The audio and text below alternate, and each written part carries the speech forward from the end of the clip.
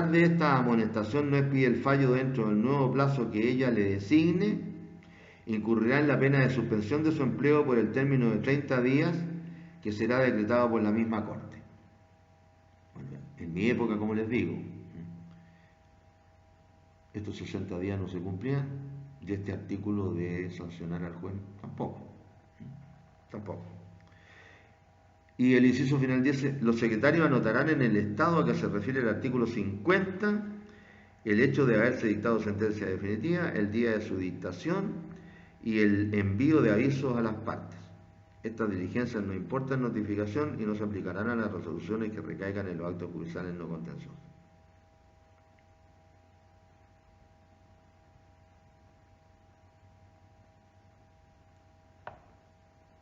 Bueno, lo mismo ocurre en segunda instancia y ahí hay que distinguir si la causa se falla de inmediato o si queda en acuerdo. Si queda en acuerdo, tengo entendido que actualmente el acuerdo son 60 días. 60 días. Digo, hay plazos. Desafortunadamente los plazos siempre se cumplen para las partes, ¿no? Pero para los tribunales no.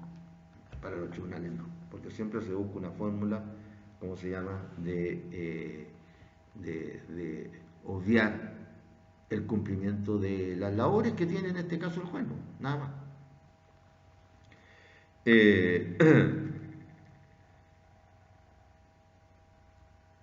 Eso es lo que ocurre en relación con este escrito de observaciones a la prueba. Son datos que ustedes tienen que tener en cuenta porque yo siempre se los digo y se los digo en las clases presenciales. Las cosas que hay que decirlas dentro de la libertad de cátedra, hay que decirlas con fundamentos, con conocimiento de los hechos, primero con fundamentos, y decirlas de buena manera, porque son verdad. Son verdad. Es como si alguien ahora callara, ¿no es cierto?, que la policía no investigó un hecho que él sabe que existió un hecho delictivo y lo comenta. Es así, es un hecho verdadero. No hay que callar las cosas, sobre todo las cuestiones públicas que tienen que realizar los órganos públicos. Bien.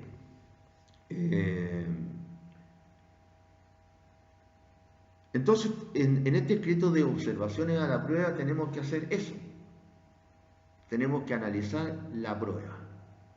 Entonces ustedes en los juicios de esta naturaleza irán a ser en algunas ocasiones demandantes y en otras demandados. Digo, no ustedes, sino que su cliente. Así que van a tener que estar en los dos lados del mesón, como se dice, aludiendo al tribunal. Está como funcionario o está fuera, o en la cara o en el sello. Les va a tocar en los dos lados. Entonces va a llegarle ese momento, en este tipo de juicios ordinarios, civiles de mayor cuantía. Van a tener que hacer ese análisis. Y para eso entonces tienen que conocer el valor probatorio de cada una de las pruebas que establece el artículo 341 y analizarlo. Porque no en los juicios siempre ocurren las mismas cosas. De repente, a lo mejor ustedes mismos, respecto de la persona que defienden, tienen problemas para rendir sus pruebas.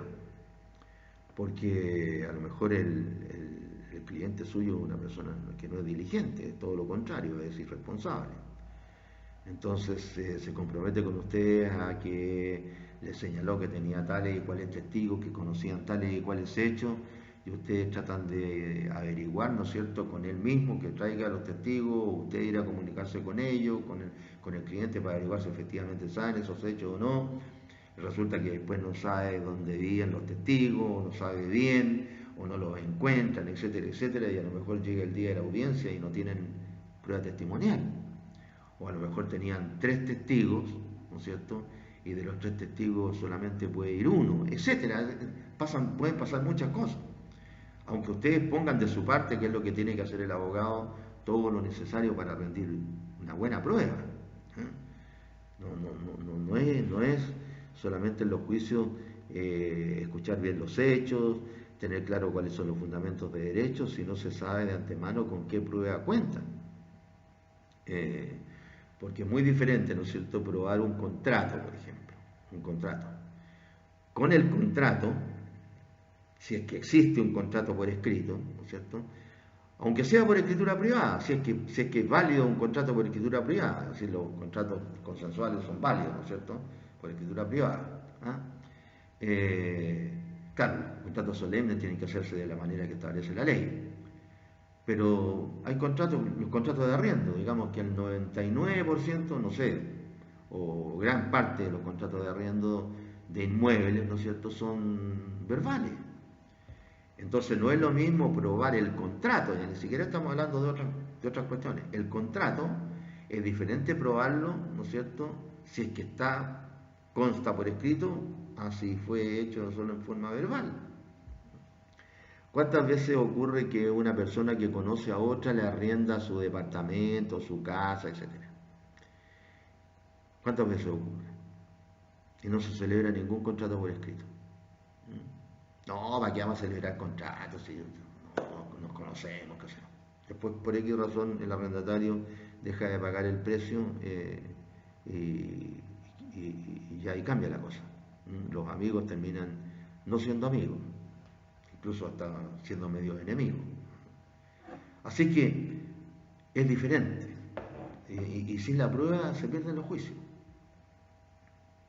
Si ¿cómo se llama? Le dijo la parte que tenía el contrato lo había celebrado por escritura pública y después ustedes se encuentran con que no era una escritura pública. Era una escritura a lo mejor que solamente se firmó ante notario, que es diferente. Un contrato privado en que la firma aparece autorizada por un notario.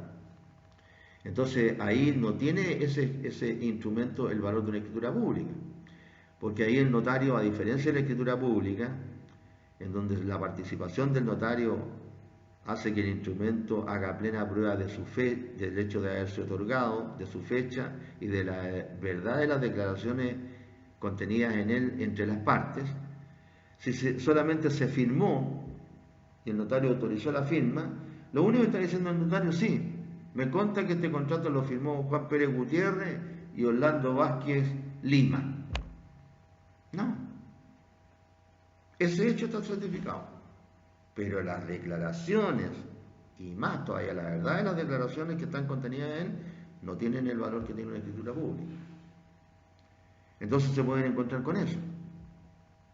O a lo mejor ni siquiera fue a la notaría a autorizar la firma. Entonces se trata de una simple escritura privada, nada más. Nada más. Entonces hay que preocuparse antes. Hay un periodo de preparación, ¿no es cierto?, de la demanda. Salvo que estén con el plazo encima y que tengan obligadamente que hacer fe, ¿no es cierto?, de lo que les diga la parte y ¿cómo se llama?, y para poder ingresar la demanda dentro del plazo y notificarla. No se olviden nunca de la institución de la prescripción. Está la prescripción adquisitiva y la prescripción de derechos, la prescripción extintiva, en donde se extinguen las acciones o derechos que tienen las partes. Y todo tiene plazo. Así es que hay que preparar el juicio. Hay que preparar el juicio. Y después, cuando ya se tiene el juicio, hay que cumplir con todas las exigencias que nos va haciendo el legislador durante las diferentes etapas del juicio. Entonces ustedes van a tener que analizar. Pueden seguir el mismo orden que establece el 341 para analizar la prueba. Primero, documento. ¿Qué documento presentaron ustedes? ¿Público o privado? ¿O de ambos? ¿Qué documento presentó el demandado? ¿Público o privado? Y ver la calidad de los documentos. Ver el valor probatorio que tiene cada uno. La ley se colocó en el caso de que hayan pruebas contradictorias. A lo mejor la escritura pública que tienen ustedes es no digamos igual, pero sobre los mismos hechos que tiene la escritura pública que presenta la otra parte. Entonces tienen las dos la misma validez. A lo mejor ustedes tienen la escritura pública del contrato y la otra parte tiene la escritura pública de la resiliación del contrato. ¿Cuál prefiere el juez? La que le parezca más atingente a la verdad, dice la ley. Tienen que analizar los instrumentos. Hay un viejo adagio jurídico que dice que muchos juicios no los gana uno, digamos, uno, ¿no es cierto? La parte de uno, sino que los pierde la otra parte, porque no tuvo prueba, porque no presentó prueba, etc. Hay que analizarla la prueba. Todo esto se hace en este escritito, dentro de los 10 días después de que termine el probatorio. Analizan los instrumentos, después analizan los testigos. Ustedes como demandantes se supone que son los más interesados, porque por algo presentaron la demanda y están corriendo el riesgo de que si pierden van a tener incluso que pagar las costas, procesales y personales. Entonces ustedes llevaron testigos, llevaron a lo mejor 3 testigos, el otro llevó 2, o al revés, el otro llevó 4. Pueden presentar hasta 6 por cada punto de prueba, dice la ley. Analizar, ¿cierto? Todas las exigencias para los testigos. Si lograron declarar, aunque ustedes los tacharon, pueden apelar después, ¿no es cierto?, respecto incluso solamente de la tacha, para que se le niegue al valor probatorio la declaración del testigo, valor probatorio que el juez de primera instancia le otorgó en la sentencia, etc. Analizar la prueba de los testigos, número de testigos, calidad de los testigos, dieron razón de sus dichos o no dieron razón de sus dichos. Mire lo que dijo este testigo, su señoría, y mire lo que dijo el testigo mío.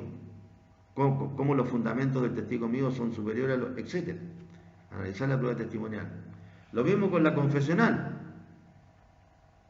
donde normalmente ahí las preguntas son asertivas, son posiciones, etcétera, etcétera. Es decir, cumplir con cada trámite que la ley va exigiendo. Entonces tenemos que analizar la documental, la testimonial, la confesional y también analizar, ¿no es cierto?, la inspección personal del tribunal si es que el juez consideró necesario, después de que ustedes le fundamentaron la petición, a lo mejor el juez dijo que no se hizo, o ustedes pueden decir al final, si hubiera realizado el magistrado la prueba testimonial, se habría dado cuenta mejor de que existía el hecho que nosotros hemos establecido con las fotografías autorizadas por el notario, con el plano levantado por el, etc. Incluso le hacen un reproche al juez, que va a tener que tenerlo en cuenta cuando dicte su fallo. Y el informe de perito lo mismo, tal como antes, ¿no es cierto?, antes de hacer el escrito de observación en la prueba, si no estaban conformes con lo que dijo el perito en el momento en que se lo nombró, pudieron haberlo objetado. Después, cuando él dijo que iba a hacer el peritaje, ¿no es cierto?, cuando el día del peritaje ustedes fueron a hacer el peritaje y ustedes observaron lo que ocurría en la cosa que se estaba peritando, y después ustedes pueden haber hecho la objeción al peritaje, si es que algo no les pareció bien. Si todas las pruebas las podían haber objetado ustedes. Entonces, en este escrito viene la época, por decir así, o el momento en que ustedes pueden expresárselo al juez. Entonces, ¿qué es lo que va a pasar? Que el juez va a tener una opinión del análisis de la prueba y del valor probatorio que tiene cada prueba en ese caso. Entonces ya no va a hacer un examen el juez por sí solo. Él solo no va a ser el único que va a decir, mire, aquí yo le doy mayor probatorio a la prueba a este porque me resulta acá o allá, sino que tiene la posición del otro. Si él va a tener que decir algo que contradiga lo que está diciendo la parte que corresponde, que hizo esta observación. Pero si ustedes no hacen el escrito, el juez va a razonar él solito nomás. Y a lo mejor el razonamiento del juez no es procedente. No es procedente en derecho. Y entonces van a tener que apelar, porque seguramente si no les va a dar la razón, van a tener que apelar y a lo mejor la corte le encuentra la razón. Pero van a tener que hacer todo el trámite y corriendo un riesgo, porque ya tienen una sentencia en contra. Es decir, ustedes van a ir revocando, ¿no es cierto?, la resolución de primera instancia, la sentencia de primera instancia. Lo que quiero decirles es que hay que cumplir con estos trámites. Si no se puede por tiempo, porque estuvo enfermo, por lo que sea, bueno. Pero lo normal es que si uno está trabajando no tenga tanto impedimento. Sí, hay que partir de la base de que a uno lo contrata para que uno le solucione el problema. No lo contratan y le pagan para que le cree más problemas a la propia parte de uno.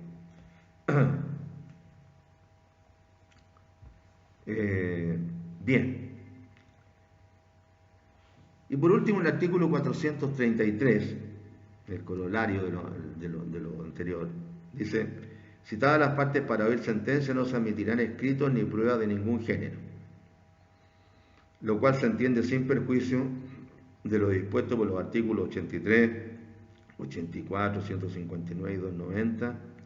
Se está refiriendo a los incidentes que pudieran haber quedado pendientes, o al análisis de los incidentes, o si hay medidas para mejor resolver, etc.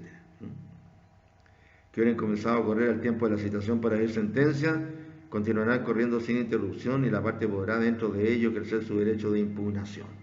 Claro, si se habían objetado documentos o si había pendiente un incidente y estaban pendientes al momento de dictar la sentencia, ahí, ¿no es cierto?, van a continuar corriendo los plazos. Eso es lo que está diciendo la ley. Bien. Entonces, el escrito, que es lo que nosotros siempre tenemos que enseñar, de eso se trata, ¿no es cierto?, este ramo práctico. El escrito de observaciones a la prueba podría ser el siguiente. Normalmente los abogados, la frase que colocan es precisamente esa: observaciones a la prueba. O también se puede colocar: formula observaciones a la prueba. Como ustedes quieran. Como he dicho, hay ciertas formas que resultan más precisas, que son producto de la práctica, pero se puede utilizar cualquier expresión que sea corta, Por eso que observaciones a la prueba es muy corto y muy preciso. Está diciendo: estoy cumpliendo con este trámite. Después de la suma o exordio, para que no se le olvide, viene, ¿no es cierto?, el señalamiento del tribunal, SJL del primer juzgado de letra, por decir algo, pues son 3 juzgados, digamos, primer juzgado de letra. Juan Pérez Gutiérrez, por el demandante, el juicio ordinario civil de, en estos casos que nos tocaron a ustedes, cumplimiento de contrato con indemnización de perjuicio, o resolución de contrato con indemnización de perjuicio, o reivindicación con prestaciones mutuas, cualquiera, el que le haya tocado a ustedes, ¿no es cierto? Caratulado Pérez con Gutiérrez, rol. Y ahí tiene una letra primero porque significa contenciosa, voluntaria, etc. Normalmente creo que era la C, guión, y ahí viene el número correlativo que le va asignando la Corte, que es el certificado de nacimiento del tribunal, que es el número que va a tener siempre. Auxía digo. Y 2 puntos. A usted, como ustedes pueden poner auxía digo, auxía respetuosamente digo, auxía con respeto digo, auxía solicito, etcétera, como ustedes quieran. Traten de ser sobrios. Auxía digo. Y podría ser, después de los 2 puntos, que haciendo uso del derecho que me concede el artículo 430 del Código de Procedimiento Civil, o también pueden colocar, que también colocan muchos colegas, encontrándome dentro del plazo que establece el artículo 430 del Código de Procedimiento Civil, vengo a formular las siguientes observaciones a la prueba de autos, es decir, a la prueba de este proceso. O pueden poner en vez de autos, de este proceso. 2 puntos. 1. En relación con la prueba testimonial, en relación con la prueba documental, pueden seguir en el mismo orden del 341.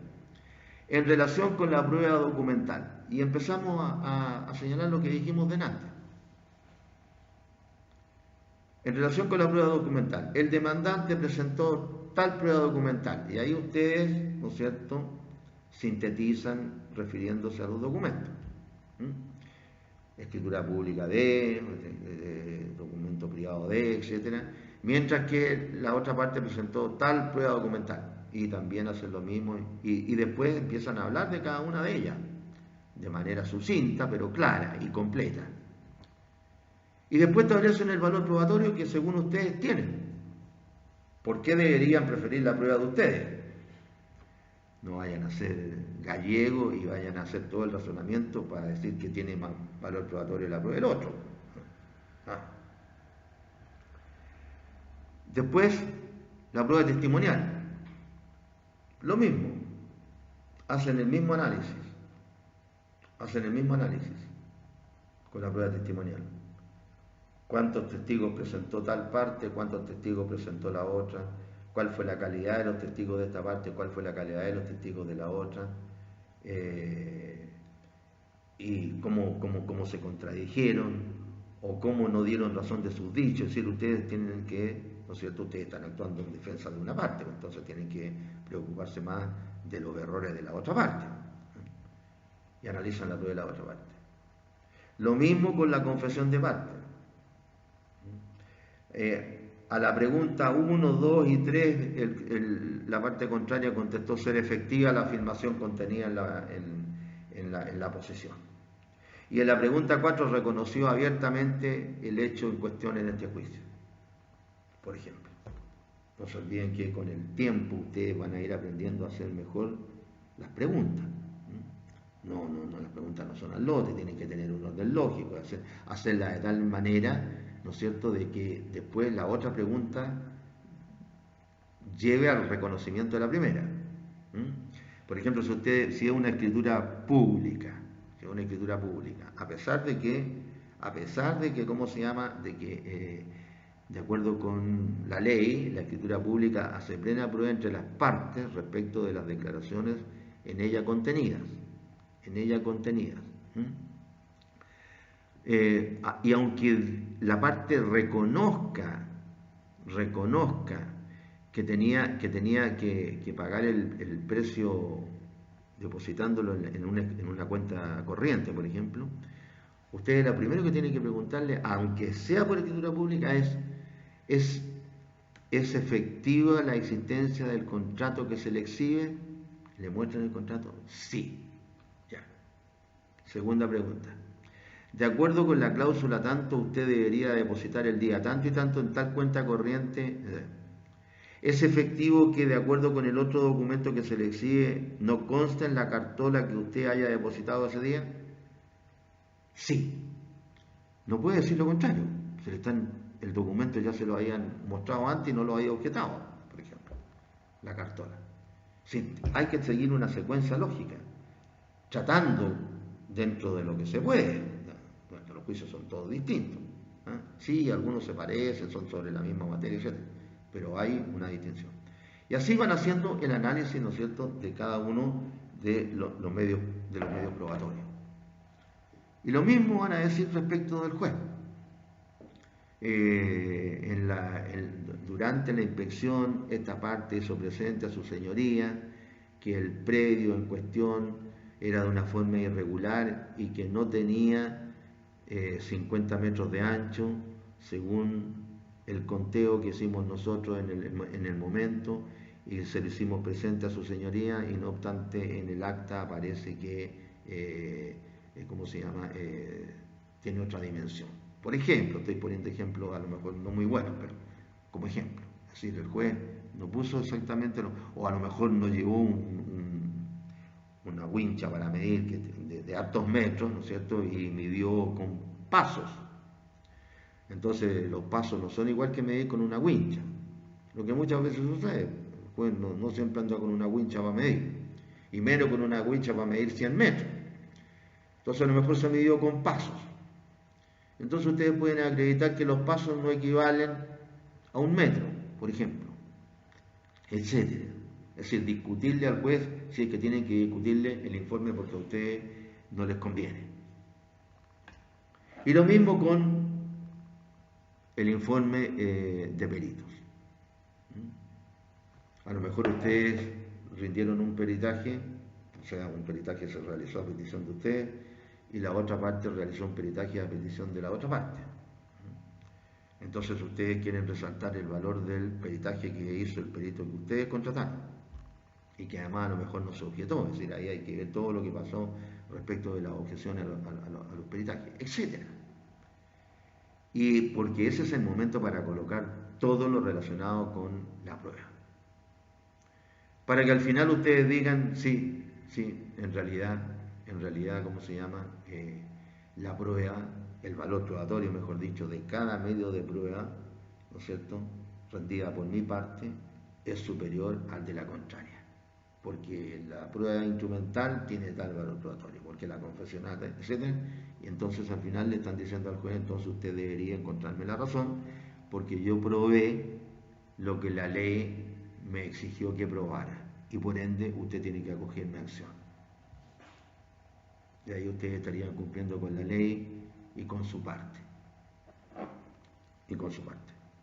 Así es que es importante cumplir, como digo, con todos los trámites procesales o pasos procesales, como ustedes quieran llamarlo, que se dan hasta el momento en que se termina este periodo de la discusión.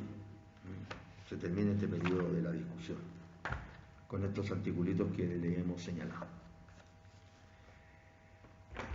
¿Qué es lo que viene después de este periodo de la discusión? El periodo de la sentencia. Así es que lo que nosotros, o mejor dicho, a lo que nosotros nos vamos a referir en la próxima clase va a ser a la sentencia. Y ahí vamos a hablar, que es un buen recordatorio para ustedes, porque esto en materia, como se llama, de procedimiento civil, entre paréntesis, estaba haciéndole el escrito de observaciones a la prueba y me fui para otro lado. Entonces, ustedes analizan la prueba, ¿no es cierto? Ya colocamos la suma, el tribunal, la individualización de las partes, cómo analizaron la prueba, que ahí van los hechos y el derecho, ¿no es cierto? La prueba que existió y ustedes la analizan en derecho y le otorgan el valor probatorio que corresponde y que favorezca a su parte, evidentemente.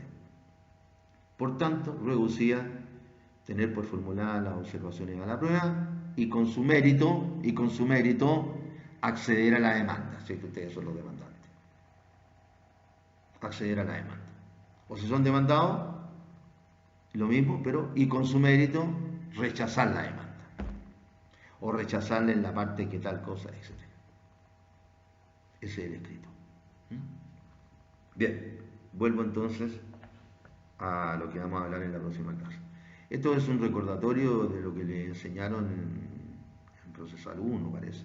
Cuáles son los requisitos de la sentencia, ¿no es cierto? Las diferentes partes que tiene la sentencia, la parte expositiva, la parte considerativa y la parte resolutiva, por ejemplo. Así que ahí vamos a hablar del artículo 170. 170. Es para recordarlo y para que hagamos comentarios, ¿no? Para cuando ustedes lean la sentencia que va a dictar el juez. Sentencias ustedes pueden encontrar en el sistema, sentencias de todo tipo. Todas las sentencias, bueno, busquen sentencias civiles, y se encuentran sentencias civiles en procesos ordinarios como el que estamos viendo mejor. Pero todas las sentencias tienen estas tres partes. La parte expositiva, ¿no es cierto?, donde el juez cuenta el cuento de lo que ha sido el juicio. La parte considerativa, que son los razonamientos, en el fondo simplemente son los razonamientos que va haciendo el juez para establecer o no establecer los hechos, considerando la prueba que existe en el proceso. Y al final la parte resolutiva, que simplemente, ¿no es cierto?, acoge, ¿no es cierto?, una posición de alguna de las partes. Es decir, la posición de una de las partes. Esto es para todo. Esto está en el sistema y también me parece que está ahí en Mesa Barros, que nosotros se lo dijimos en la primera vez que le remitimos los antecedentes a ustedes. El artículo 170 dice las sentencias definitivas, que es la que se va a dictar, de primera o de única instancia, y las de segunda que modifiquen o revoquen en su parte dispositiva las de otros tribunales contendrán. Si son exigencias con las cuales tiene que cumplirse. Luego de eso vamos a hablar de la sentencia y vamos a hablar de la consecuencia que origina la sentencia definitiva, que es la apelación. Es decir, ahí vamos a hablar de los pasos de la apelación en los artículos 186 y siguientes. Y vamos a ver cuáles son las cuestiones más importantes en relación con la apelación de la sentencia definitiva. Eso es lo que podemos decir en este momento para que la clase quede terminada en una cuestión bien específica y que es que nos queda señalar la sentencia. Cuando estábamos en presencia, yo les llevaba una sentencia de algún juicio a los jóvenes. Para aquellos que no habían leído nunca una sentencia, o porque en esa época, bueno, tantos años que estoy haciendo este ramo, o porque en esa época no había, ¿cómo se llama?, sentencias en el sistema.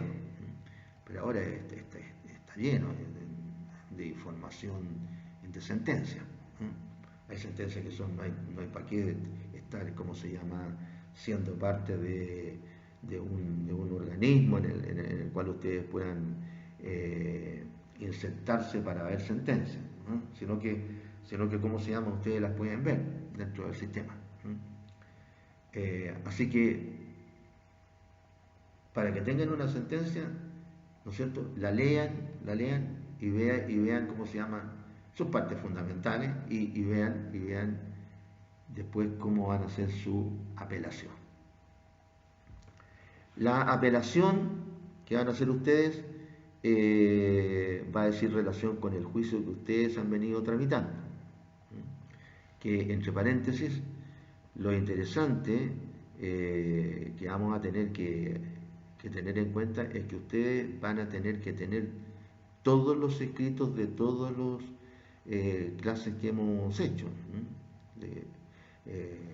Claro, desde que empezamos con los escritos de medida prejudicial, después de medida prejudicial precautoria, después de la demanda ordinaria, después de las contestaciones a la demanda ordinaria, cuando se ponían excepciones dilatorias, cuando se oponían alegaciones o defensas, etcétera. Los escritos que hemos hecho.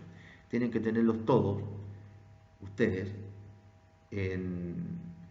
ahora los tendrán de manera virtual, no sé, pero en su momento esa va a ser una forma, si es que no podemos hacer el alegato, porque no se abre, ¿cómo se llama?, no se abre estas normas que hay para estar durante la pandemia y tenemos que seguir sin ir a la escuela. Entonces va a ser una forma de que vamos a tener para calificar a las personas, que van a hacer justamente sus escritos. Y esos escritos tienen que estar, primero que todo, completos, o sea, haberlos hecho todos los escritos que hemos enseñado, si no le estamos pidiendo otros escritos, sino que lo que hemos enseñado. Y va a ser una forma que podríamos tener de calificación. Si es que, ¿por qué? Porque antes, cuando estaba normal, digamos, todo, lo que ocurría era que yo le solicitaba a los alumnos, perdón, le estoy hablando ya fuera de la clase, o sea, no de la materia misma, pero cuestiones que son importantes para la clase. Cuando era la cosa normal o estaba normal, yo le solicitaba a los alumnos que en esta parte, que era la parte civil, fueran a los tribunales. ¿Para qué? Para que se sentaran en la Corte de Apelaciones y vieran al menos 3 alegatos sobre estas materias civiles. 3 alegatos. Y entonces, cuando llegaba el día de que tenían ustedes que recrear la apelación, eran ustedes los expositores de su apelación en contra de la sentencia que se había dictado en su caso, en su juicio, lo primero que tenían que hacer era contarme respecto de las apelaciones que habían visto ustedes. Entonces yo le preguntaba ahí, ¿qué le pareció, cómo se llama, la relación?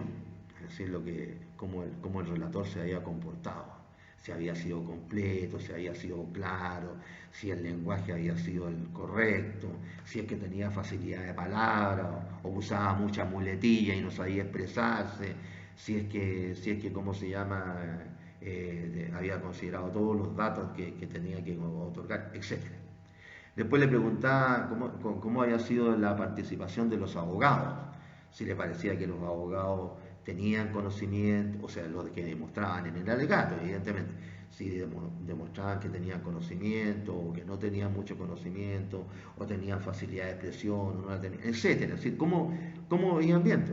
Es muy buena forma de aprender, ir a los tribunales, porque además de que son gratis, ¿no es cierto?, la audiencia, ustedes van con su código, dependiendo de lo que se trate, y se sientan tranquilitos ahí en una de las bancas que están ahí en la corte, en estrados, ¿ah? Y ustedes ven sus disposiciones, qué sé yo, y van viendo. Y después le preguntaba cómo habían encontrado la participación de los jueces, de los ministros en este caso, ¿ah? Y entonces ahí me contaba, mire, a mí me pareció que el ministro le hizo una pregunta que no era procedente, etcétera, etcétera, etcétera.